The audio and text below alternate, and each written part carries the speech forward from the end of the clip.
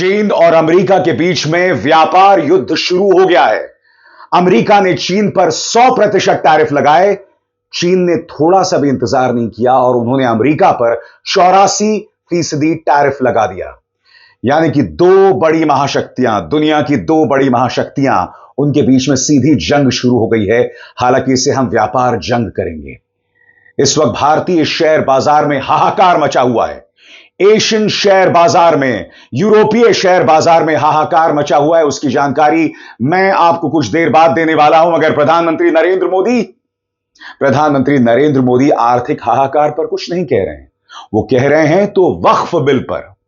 जी हां, अब भी प्रधानमंत्री, भारतीय जनता पार्टी, उनका प्रचार तंत्र, उनका पालतू मीडिया हमें इन्हीं मुद्दों में उलझा कर रखना चाहता है। इस बीच गुजरात से राहुल गांधी ने एक बार फिर चेतावनी दी है। दोस्तों, यह वो शख्स है जिसकी चीन पर चेतावनी सही साबित हुई थी, कोरोना पर चेतावनी सही साबित हुई थी, और अब राहुल कह रहे हैं कि एक आर्थिक तूफान आ रहा है गुजरात की जमीन से। यानी कि प्रधानमंत्री नरेंद्र मोदी की जो कर्म और जन्मभूमि है, वहां से राहुल गांधी ने यह चेतावनी दी है। और यह चेतावनी बहुत मायने रखती है, क्योंकि इस वक्त दुनिया में एक बहुत बड़ी आर्थिक तबाही हमें दिखाई दे रही है। सुनिए राहुल ने क्या चेतावनी दी। राष्ट्रपति ट्रंप ने ऑर्डर दिया, जिनको मोदी जी अपने मित्र कहते हैं, ऑर्डर दिया, सुनो, इस बार गले नहीं लगेंगे, इस बार नए टैरिफ लगाएंगे। चू तक नहीं निकली, आज तक गायब है।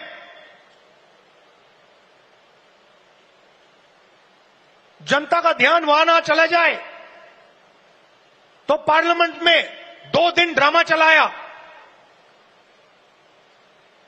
मगर सच्चाई है कि आर्थिक तूफान आने वाला है। कोविड आया था, नरेंद्र मोदी जी ने थाली बजवाई, मोबाइल फोन की लाइट दिखवाई। अब आर्थिक तूफान आ रहा है, सामने है। करोड़ों लोगों को नुकसान होगा। 50 साल से सबसे ज्यादा बेरोजगारी आज है। कहां गए नरेंद्र मोदी? कहां छुप गए हैं?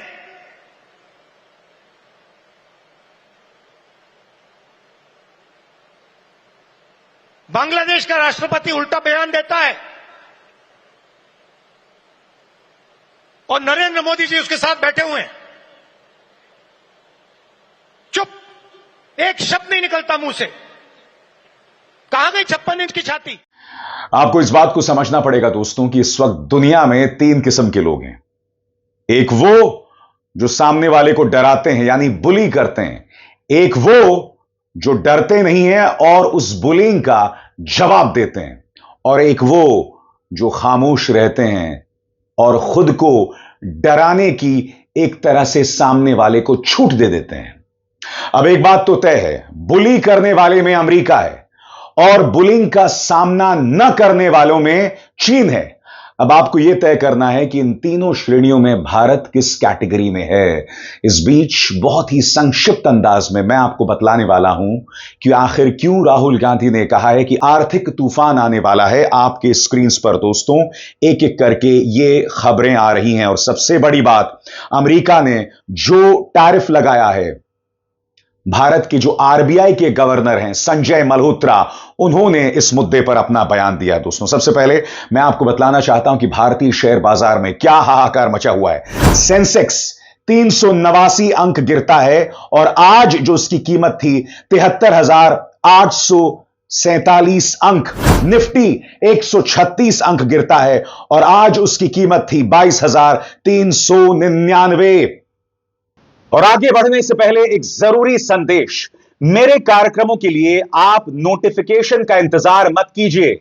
मेरे चैनल में जाइए और खुद जाकर कार्यक्रम देखिए और रहिए अपडेटेड। और हां, ज्वाइन कीजिए मेरा चैनल। देखिए यह जरूरी संदेश। स्वतंत्र और आजाद पत्रकारिता का समर्थन कीजिए, सच में मेरा साथी बनिए। बहुत आसान है दोस्तों, इस ज्वाइन बटन को दबाइए और आपके सामने आएंगे ये 3 विकल्प, इनमें से एक चुनिए और सच के इस सफर में मेरा साथी बनिए। दोस्तों, आरबीआई के गवर्नर संजय मल्होत्रा, उन्होंने चिंता जाहिर की है अमेरिका द्वारा टैरिफ लगाने को लेकर। उन्होंने क्या कहा, उनके एक एक शब्द पर गौर कीजिएगा। आपके स्क्रीन पर यह है संजय मल्होत्रा और वो क्या कह रहे हैं मैं आपको पढ़ के सुनाना चाहता हूं। हाल की जो टैरिफ यानी आयात निर्यात पर लगने वाले टैक्स से जुड़ी नीतियां बनाई गई हैं, उन्होंने दुनिया की अर्थव्यवस्था को लेकर चिंता बढ़ा दी है।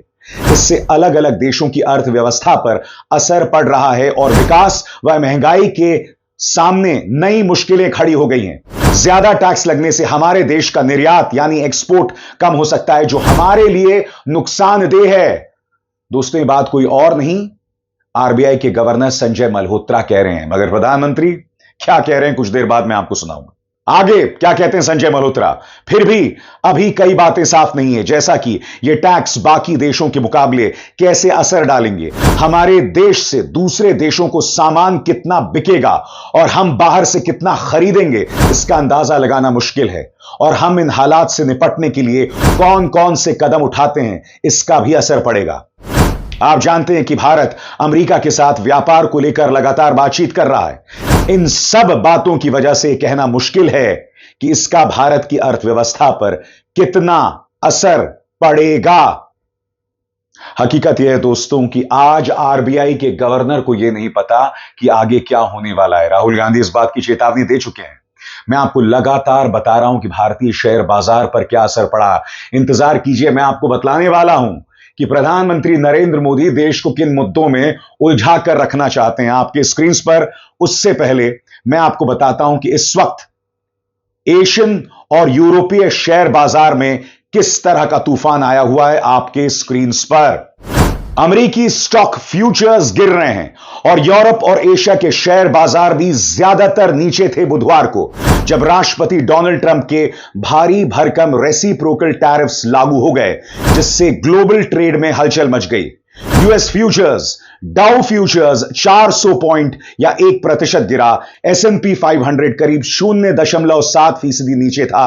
वहीं नैस्डैक फ्यूचर्स भी 0.3% नीचे ट्रेड कर रहा था। आप देख सकते हैं CNN बिजनेस की इस खबर में वो दोनों खबरें हैं। खबर कि चीन ने पलटवार करते हुए अमेरिका पर 84% टैरिफ लगा दिए हैं और साथ ही इसमें अगर आप ध्यान से देखें तो अमेरिकी शेयर बाजार के हालात दिखाई दे रहे हैं। आप देख सकते हैं डाउ जोन्स गिरा हुआ है, S&P 500 गिरा हुआ है, नास्डैक गिरा हुआ है। और प्रधानमंत्री किसकी बात कर रहे हैं मैं आपको पढ़ के सुनाना चाहता हूं। प्रधानमंत्री नरेंद्र मोदी आज देश से रूबरू हुए और उन्होंने क्या कहा, गौर फरमाइए। तुष्टिकरण की राजनीति में कांग्रेस को सत्ता मिली, कुछ कट्टरपंथी नेताओं को ताकत और दौलत मिली, लेकिन सवाल यह है कि आम मुसलमान को क्या मिला, गरीब पसमंदा मुसलमान को क्या मिला। उसे मिली उपेक्षा, अशिक्षा और बेरोजगारी, जबकि मुस्लिम महिलाओं को मिला शाहबानों जैसा अन्याय।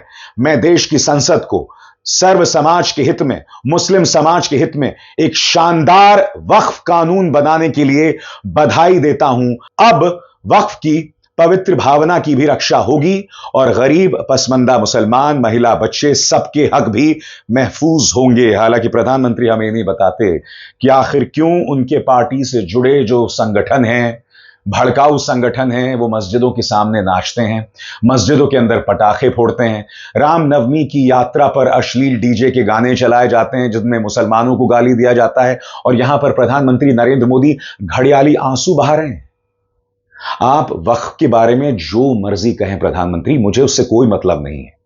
आप कहें बहुत अच्छी बात कह रहे हैं आप, मगर आपके मुंह से कम देश की जो अर्थव्यवस्था है, देश के सामने जो बड़ी चुनौतियां हैं, उस पर भी तो आपको कुछ कहना चाहिए। आखिर आप क्यों इस मुद्दे पर खामोश बने हुए हैं? यह अपने आप में हैरत वाली बात है दोस्तों, हैरत वाली बात है। आप कांग्रेस पर तुष्टिकरण का आरोप लगा रहे हैं, मगर आप बताइए ना, जिस तरह की भड़काऊ राजनीति आप, आपके मंत्री, आपके नेता, आपके सांसद कर रहे हैं, और सबसे बड़ी बात, महंगाई को लेकर आपके मुंह से एक शब्द नहीं। इतना बड़ा अन्याय आप कैसे कर सकते हैं? तेजस्वी यादव, वो तक महंगाई पर अपना बयान दे रहे हैं। उनका बयान दोस्तों आपकी स्क्रीन पर। मोदी नीतीश की जन विरोधी एनडीए सरकार ने आम आदमी पर करारा प्रहार करते हुए पेट्रोल, डीजल और गैस सिलेंडर की कीमतों में बेतहाशा बढ़ोतरी की है। अंतर्राष्ट्रीय बाजार में कच्चे तेल की कीमतें न्यूनतम स्तर पर हैं। उसके अनुसार पेट्रोल, डीजल की कीमतें कम होनी चाहिए, लेकिन उसके उलट ये बढ़ा रहे हैं। औरंगजेब और मुसलमान के नाम पर हिंदुओं को भ्रमित कर सबसे अधिक चोट भी उन्हें ही पहुंचा रहे हैं। बात तो सीधी है। महंगाई की बात नहीं करनी, बेरोजगारी की बात नहीं करनी, ट्रंप का जो तूफान दुनिया भर में छाया हुआ है उस पर आप खामोश रहते हैं। यह बात तो बिल्कुल भी हजम नहीं हो रही। बहरहाल एक ट्रेड वॉर चल रहा है अमेरिका और चाइना के बीच, मगर प्रधानमंत्री को कोई परवाह नहीं। अभिसार शर्मा को दीजिए इजाजत। नमस्कार।